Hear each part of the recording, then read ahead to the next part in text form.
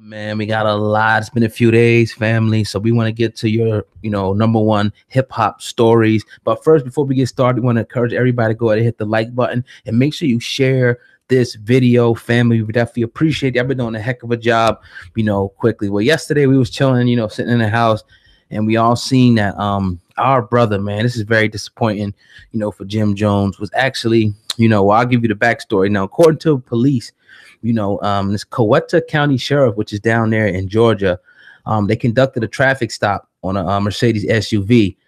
So after smelling marijuana and observing this vehicle going in and out of lanes on Interstate 85, when the cops pulled the vehicle over, they said the SUV took off, crashed into, a police cruiser. Now, to make it even worse, here's what they found in the car, right?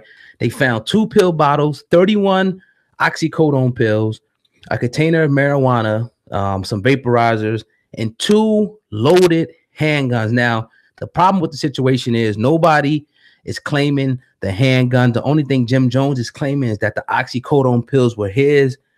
And then running into the deputy. What's going on with this, Sam, man? You got Jim Jones, the owner of a team, doing some positive things. We did a great story on him a few months ago.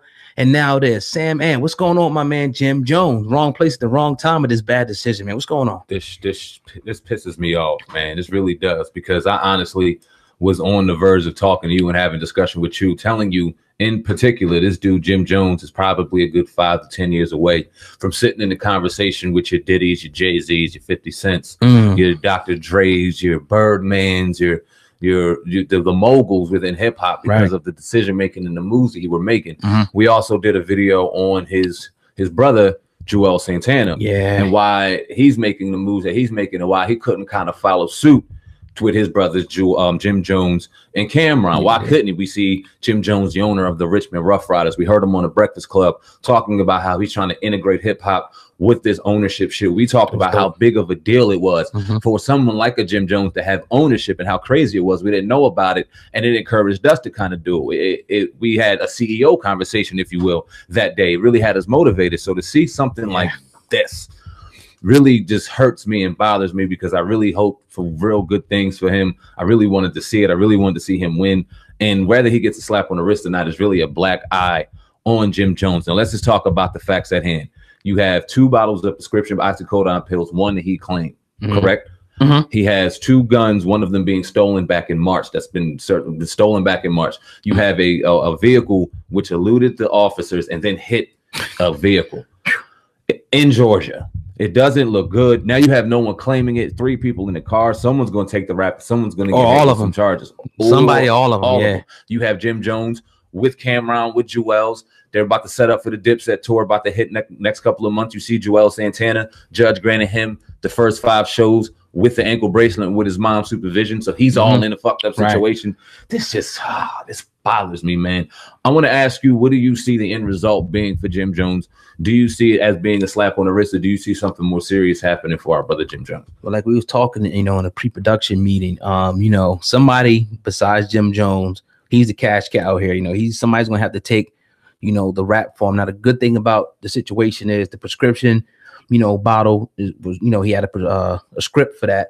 But, Jim Jones was in the back seat, so he wasn't driving. So he does kind of have a out, if any, but, somebody's gonna have to take that gun charge. That's going to be probably his biggest, problem in this situation. You know what I mean? Definitely. You asked, is this a situation of him just being in the wrong place at the wrong time, or is this Jim Jones' fault? It's Jim Jones' fault. Is as a man, this is Jim Jones' fault, and I think he will look in the mirror and say that it was his fault. You have a situation where you told officers that you didn't know the guns were in the car. That's strike one. You should have knew it was in the whip. Being in the position that you had, you should know who you was with. Right. Yeah, I mean, you don't have these kind of people in your circle being the owner of a franchise. They could be your brothers, they could be your sisters, they can always be in your circle, but you got to understand where you're at, what's going on in your situation, so you don't find yourself having the absolute most to lose, because this doesn't look good for him, and this is just, it's ugly, man. No matter what happens, it's so ugly. But the thing is, though, even the people in this car, it's all bad, because if they did have the guns, like, if it's yours, it's yours. You got to take the charge. Like, if people know we ride in a car, if I don't ride like we used to back in the day, but whatever's on you, that's yours. Don't try to put it under the seat. You got to be a man and take that charge. So if the pistol's yours, you take it. But just the instance now from the news report, nobody's taking the charge. Jim Jones, you gotta watch your circle's crazy. Your circle's fucked up. That definitely questions loyalty. You made me come back to a situation back in the day where I got caught with something real minor, some stupid shit, right? In the circle I was with, my man was ready to take that whole shit for me. Right. And that's no doubt. Shout out to that brother. I'm not gonna put his name out there, but he knows who he is.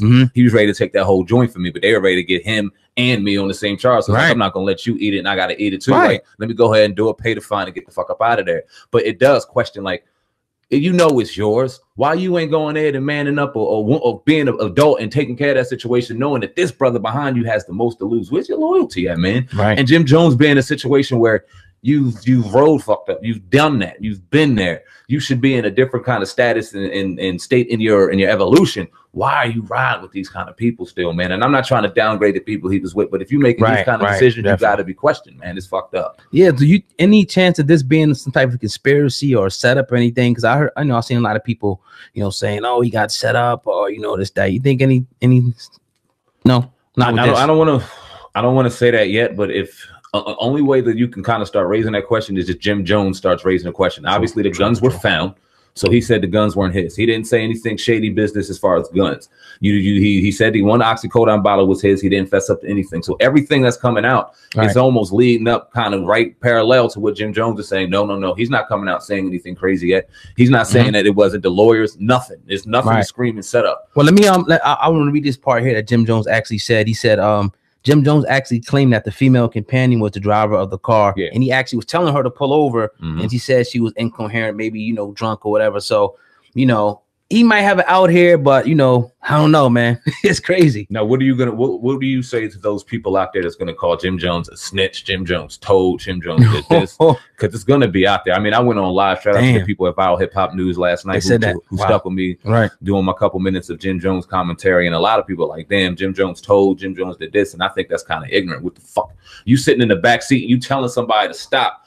Like, okay, do you tell it? Like, I mean, it's like, shouldn't have been in the position, but you're in a position. Fact. But it's just like, damn. I mean, who knows who the driver? Maybe it was a chick that he just met. Who knows who it was? Was it somebody he knew for a long time? Was she drunk? Was she scared? Were they crazy? I don't know. It could have been a whole lot of different, situations. But like you said, man, the CEO or boss, you cannot get caught in these type of situations like this, because it's going to be all over the media. I saw Jim Jones post something, on his Instagram saying that people really care, since everybody's worried about me, listen to the music. Okay, we love your music and all that, but this, this is everywhere. This is crazy, man. And Jim Jones couldn't say, with all due respect, that we sit here and talk about the negative, because we were trying to highlight every positive thing that brother was doing. We talked about the Richmond Rough Riders and how of a boss thing that was, and how you're revolutionizing something. You got something big going on. Sir. We talk about his music and how come Joel Santana can't look up to him. It's nothing but positivity over here, and this hurts us to have to talk about this right here, but we're gonna do it.